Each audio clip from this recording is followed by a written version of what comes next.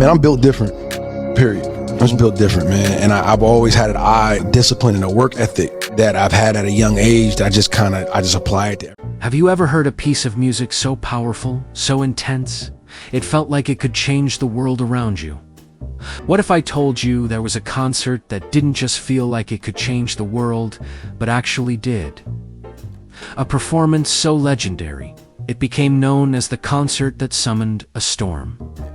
This is the story of the Tempest Sonata and the pianist who played it into existence. Our story begins in the late 19th century, in a small, remote coastal town nestled between rugged cliffs and the notoriously tempestuous North Sea. The town, known as Port Blossom, was famous for two things: its resilient fishermen and its grand but aging concert hall, the Vanguard Theater. And at the heart of our tale is a pianist named Elian Vance. Elian wasn't born into fame. He was a local prodigy, a quiet, intense young man whose fingers seemed to possess a magic of their own. His compositions were known to be wild and untamed, mirroring the turbulent sea he grew up beside. He spoke little, but his music spoke volumes, echoing the crashing waves and howling winds. For years, Elian had been working on a single, monumental piece. He called it the Tempest Sonata. It was his magnum opus, an attempt to capture the raw, untamable spirit of the ocean's fury in musical form. Friends who heard snippets of it during his practice sessions described it as unsettling, yet hypnotic. They said it sounded less like a composition and more like a transcription of a storm itself. The ominous, calm before, the rising tension, the chaotic crescendo, and the quiet, melancholic aftermath. The town elders, wanting to showcase their local star and raise funds to repair the struggling Vanguard Theater, announced a special one-night-only performance. Elian Vance would premiere the Tempest Sonata.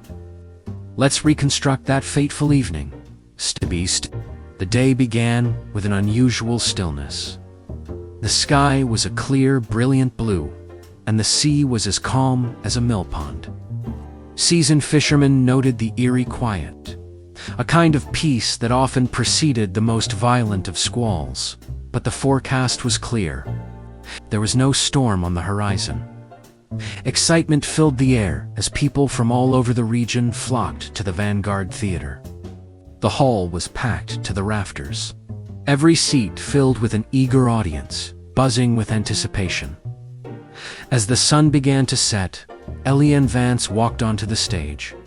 He was dressed in simple black, his face pale under the gaslights. He gave a curt nod to the audience, sat at the grand piano, and took a long, deep breath. Then, silence. A silence so profound you could hear a pin drop. He held that silence for what felt like an eternity before his fingers finally touched the keys. The first movement of the sonata began. It was slow, melancholic, and filled with a strange sense of foreboding. The notes were low and resonant, like the deep, distant rumble of thunder you can feel more than hear. Outside, the first sign of trouble appeared. The sky, just moments ago, clear, began to haze over. A strange, grayish tint bled across the horizon, and a cool breeze started to whisper through the streets of Port Blossom, rattling window panes. The fishermen watching from the docks exchanged worried glances. This was unnatural. Back inside the Vanguard, Elian transitioned into the second movement. The tempo quickened. The music became more agitated, more chaotic. Arpeggios cascaded up and down the keyboard like frantic gusts of wind. Powerful, dissonant chords crashed like waves against a rocky shore. It was here that the audience began to feel a shift, not just in the music, but in the very atmosphere of the hall. The air grew heavy and humid. The gaslights flickered as if struggling against an invisible draft. Outside, the scene had transformed completely. The sky was now a swirling vortex of dark, angry clouds. The gentle breeze had escalated into a howling gale, and the calm sea had been whipped into a frenzy. Rain began to fall, first as a light drizzle, then as a torrential downpour, lashing against the theater's roof. The sound of the rain and wind became an unplanned, terrifying percussion accompanying Ilyan's performance. Now for the third and final movement. This was the climax of the sonata and the climax of the storm.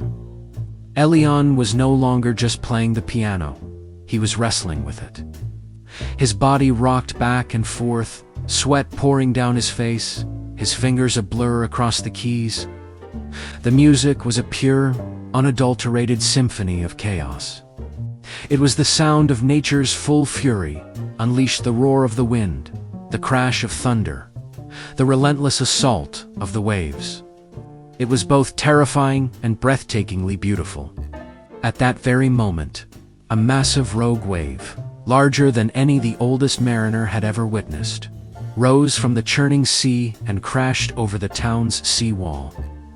Simultaneously, a bolt of lightning struck the steeple of the old church next to the vanguard, and the entire theater was plunged into darkness as the power failed.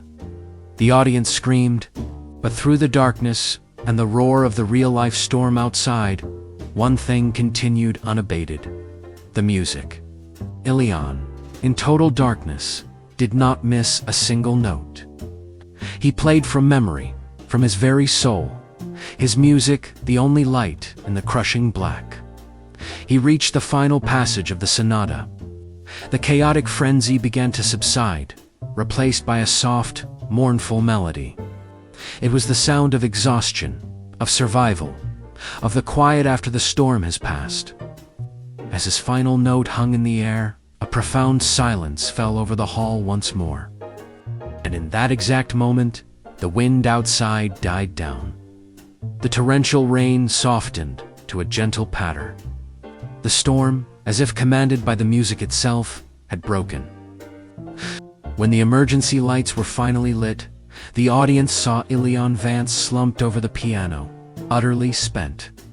The room was a mess of scattered programs and shaken people, but they were all on their feet, giving him a stunned, thunderous ovation. He had done more than play a concert. He had conducted a force of nature. The aftermath was surreal. Port Blossom was battered, but not broken. The Vanguard Theater, miraculously, sustained only minor damage. But the legend was born. Was it a freak coincidence? A 1/9 million meteorological event that just happened to align perfectly with a musical masterpiece designed to mimic it? Or did Ilyan Vance, through the sheer power of his music and intention, somehow tap into something deeper, something primal, and actually influence the weather? We may never know the answer. Ilyan Vance never performed the Tempest Sonata in public again. He became a recluse, content to teach a few students and compose quieter, more peaceful music. It was as if the storm had taken something from him, or perhaps he had given a part of himself to the storm. But the story lives on, a testament to the incredible power of art, and the thin veil that sometimes separates our world from the forces we seek to describe. It reminds us that music is more than just sound. It's emotion, it's energy, and sometimes, just maybe, it's magic. What do you think? A bizarre coincidence or a true display of music's power over nature? Let me know your theories in the comments below. If you enjoyed this story, please hit that like button and subscribe for more explorations into the unexplained. We'll see you next time. End of transmission. Reality will now resume. Man, I'm built different, period. I'm just built different, man. And I've always had an eye, discipline, and a work ethic that I've had at a young age that I just kind of